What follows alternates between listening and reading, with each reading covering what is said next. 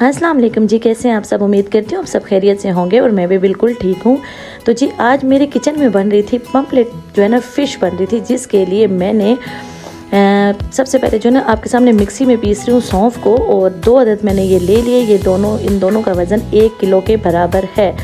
उसके बाद जी सौंफ मैंने इसके ऊपर जो है ना दरदरे पीस के इसके ऊपर डाल दिए। और मछली की अगर आपने भूख ख़त्म करनी है तो आप कभी भी सिरका लेमन मत लगाएं, क्योंकि उससे कभी भी उसकी स्मेल ख़त्म नहीं होगी। आपने लहसुन अदरक को इकट्ठा पीसना है, फिर उसमें थोड़ा पानी डालना है, उसका पानी लगाना है और सौंफ लगाना है और नमक लगाना है। अच्छे से उसके कट्स में उसको लगाना है और उसको जो है ना 2 से 3 घंटे, अगर आपको जल्दी है तो 2 घंटे उसको रख दें। रखने के बाद आप उसको अच्छे से वॉश करेंगे। फिर उसके बाद उसका जी बैटर तैयार होगा और आप जो है ना उसके बैटर को उसके ऊपर लगाएंगे। बैटर लगाने के बाद जी हम फिर उसको उस बैटर के साथ फ्राई करेंगे। लेकिन उसके लिए सबसे पहले ज़रूरी है कि आप जो है ना अच्छे से जो है ना इसको लगा के कट्स वगैरह में इसको रख देंगे, तो इससे जो है ना मछली की स्मेल सही तरह चली जाती है। ना कि सिरका लगाने से मछली का गोश्त इतना नरम हो जाता है कि वो बिल्कुल टूट के पीस हो जाता है। और आपने बाहर से फ्राई फ़िश खाई है, वो कितना एक जगह पे ही ना सही स्टिल खड़ा गोश्त रहता है। मछली के जो पीसेस होते हैं वो बिल्कुल भी टूटते नहीं हैं जब तक उनको तोड़ा ना जाए।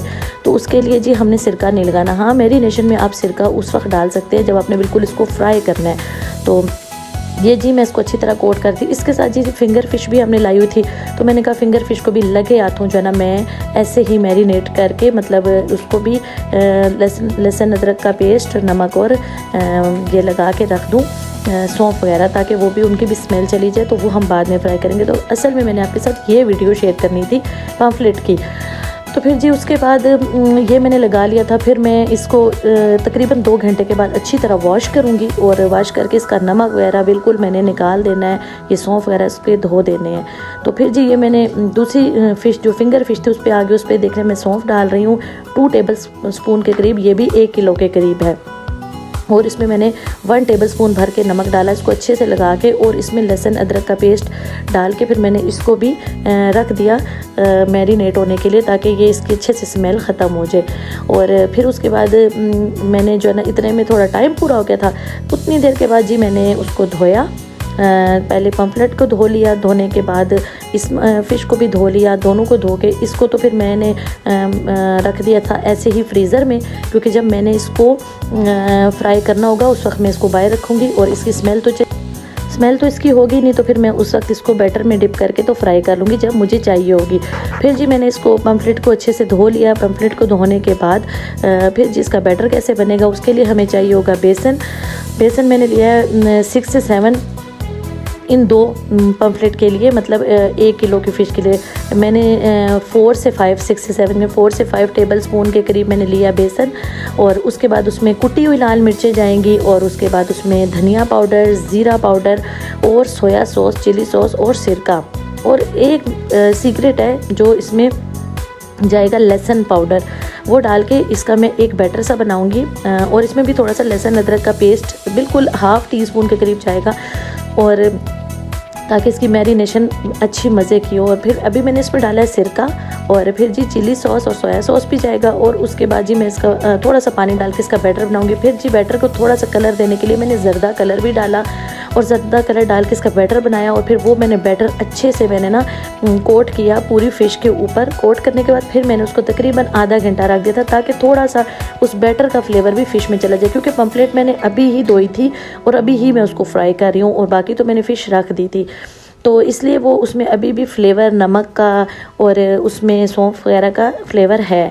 तो आप लोग भी मेरे इस तरीके से ये पम्फलेट फ़िश बना के खाएं। यकीन करें इसका जो कांटा होता है ना वो भी ऐसे खाया जाता है कि पता ही नहीं चलता, वो चुभता नहीं है, वरना तो फ़िश का कांटा गले में चुभ जाता है। और यकीन करें आपने इसको डीप फ्राई करना है। और इनको अगर तो आपके पास बहुत बड़ी वॉक है तो आपने इनको इकट्ठा डालना है, वरना इनको अकेले ही फ्राई करना है तो अच्छा होगा।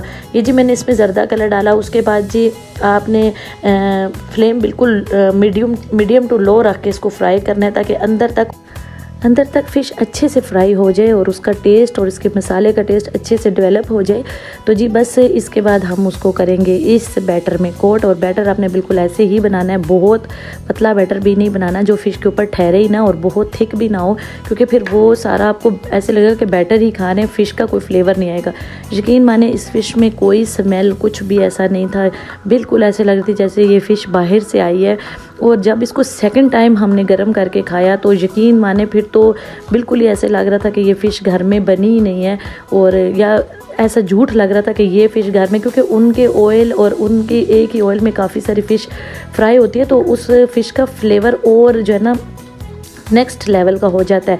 तो घर में हम फ्रेश ऑयल डालते हैं, उसी में फ्राई करते हैं, तो हमारी फ़िश का जो है ना वो फ्लेवर नहीं आता। तो हम अक्सर कहते हैं बाहर जैसा जायका क्यों नहीं आता, क्योंकि उनके ऑयल्स ही जो है ना बड़े कह लें कि नेक्स्ट लेवल के हो जाते हैं फ़िश फ्राई कर करके।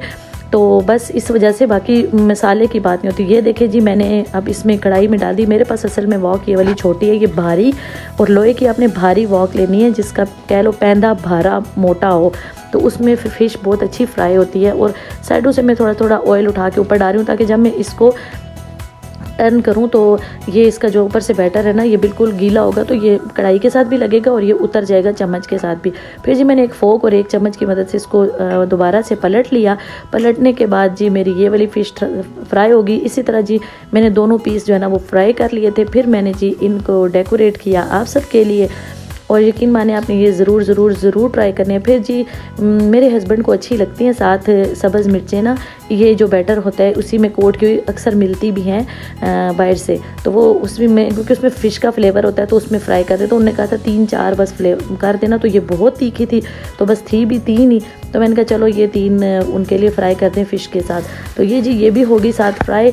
फिर जी मैंने कहा इनको थोड़ा डेकोरेट कर दें, तो जी लेमन, सब्ज़ धनिया और लेमन इसके साथ मस्ट है, और कटी हुई सब्ज़ मिर्चें और फ्राई की हुई सब्ज़ मिर्चें, और अगर आपके बच्चे या कोई केचप खाते हैं तो केचप आप साथ रख सकते हैं या चटनी रखें, जो भी रखें। तो ये ज़रूर ट्राई करनी है और मुझे दुआओं में याद रखना है, मुझे सपोर्ट करना नहीं भूलना। तो ठीक है जी, अल्लाह हाफिज़।